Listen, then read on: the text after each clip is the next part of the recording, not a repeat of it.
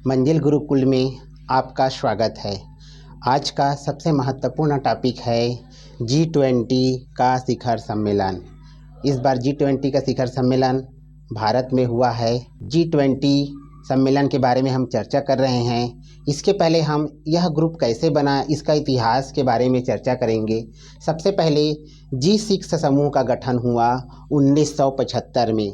1975 में जो विश्व के अग्रणी देश है America, Germany, Italy, France, Japan और ब्रिटेन, इन सभी ने मिलकर एक ग्रुप का निर्माण किया जिसका नाम G6 रखा।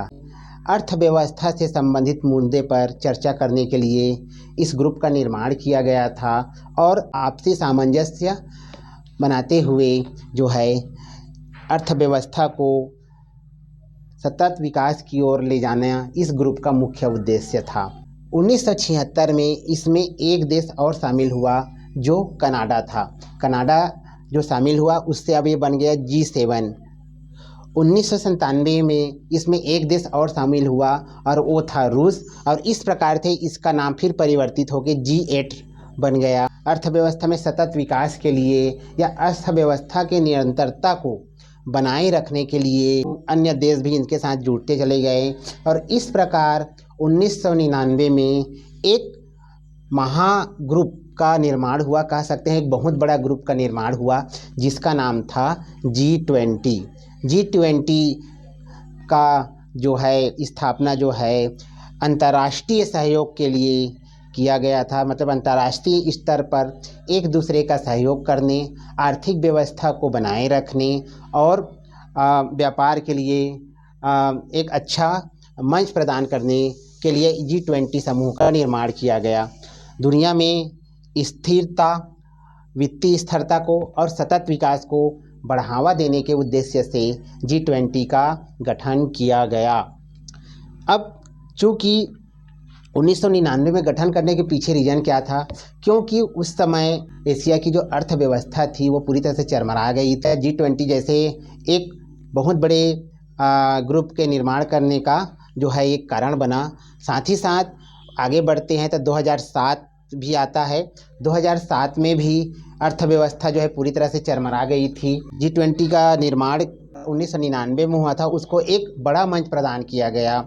इसी प्रकार से हम कह सकते हैं कि 2009 में इसे अंतर्राष्ट्रीय सहयोग के लिए एक प्रमुख मंच के रूप में प्रस्तुत किया गया। तो हम कह सकते हैं कि G20 का जो निर्माण है वो दुनिया के अर्थव्यवस्था को, वैश्विक अर्थव्यवस्था को जो है स्थिरता लाने के लिए और उसके सतत विकास के लिए किया गया है।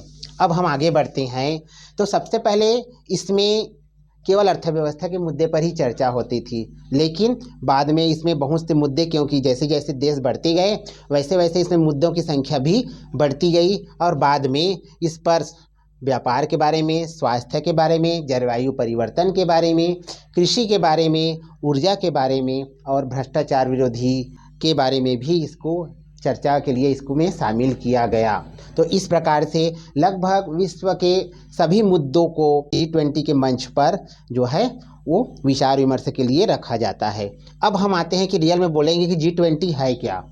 तो G20 है क्या? G20 है विश्व के जो अग्रणी विकसित देश या फिर कह सकते हैं अर्थव्यवस्था, ऐसी अर्थव्यवस्था जो उभर रही है, जो आगे बढ़े विकासशील देश को जोड़ने वाले एक बहुपक्षीय मंच है जो वैश्विक आर्थिक विकास और कल्याण सुनिश्चित करने में महत्वपूर्ण भूमिका निभाता है। G20 में एक्चुअल में देशों की संख्या है 19 देश हैं और एक जो है यूरोपीय संघ जो है शामिल है। अब G20 का अंदाज़ा आप इसी से लगा सकते हैं कि G20 में पूरे विश्व वैश्विक जो GDP का 85%, ध्यान रखिएगा ये क्वेश्चन पूछेगा, वैश्विक GDP का 85%, वैश्विक व्यापार का 75% और कुल जनसंख्या की 2/3 जनसंख्या जो है केवल इन 20 देशों में निवास करती है और 20 देशों में निवास करती है।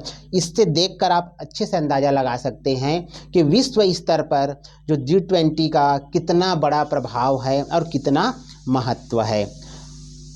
हम ये कह सकते हैं कि पूरे विश्व व्यवस्था को, अर्थव्यवस्था को ये यही जो 20 देश हैं वो चला रहे हैं। आगे बढ़ते हैं, G20 के शिखर सम्मेलन की बात करेंगे। शिखर सम्मेलन का तात्पर्य यह होता है कि G20 में 19 देश है, एक यूरोपीय संघ है और बारी बारी से इसमें इसका शिखर सम्मेलन का आयोजन किया जाता है।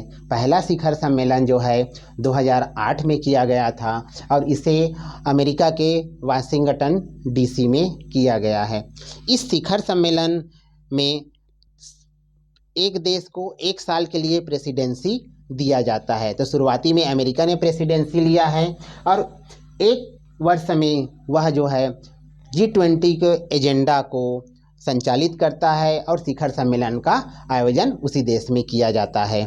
अभी वर्तमान में हम कहेंगे कि पहला शिखर सम्मेलन तो अमेरिका में हुआ था और 2023 का जो शिखर सम्मेलन है, जो 18वां शिखर सम्मेलन है, वो हमारे देश भारत में हुआ है। ये हमारे लिए गर्व की बात है कि हमने G20 के शिखर सम्मेलन को सफलतापूर्वक संचालित किया है और बहुत से चीज़ें हैं जो हमको इस शिखर सम्मेलन से मिली है। एक्चुअल में G20 का जो शिखर सम्मेलन होता है उसकी एक्चुअल प्रक्रिया क्या होती है, मैं पहले अब आपको बता दूं।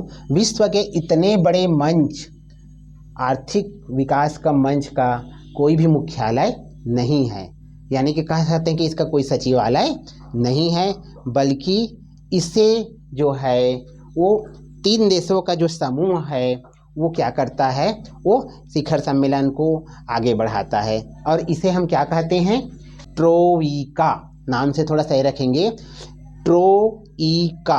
इसके पहले जो शिखर सम्मेलन हुआ था वो इंडोनेशिया में हुआ था और 2024 का जो शिखर सम्मेलन है G20 का वो जो है ब्राज़ील में होगा।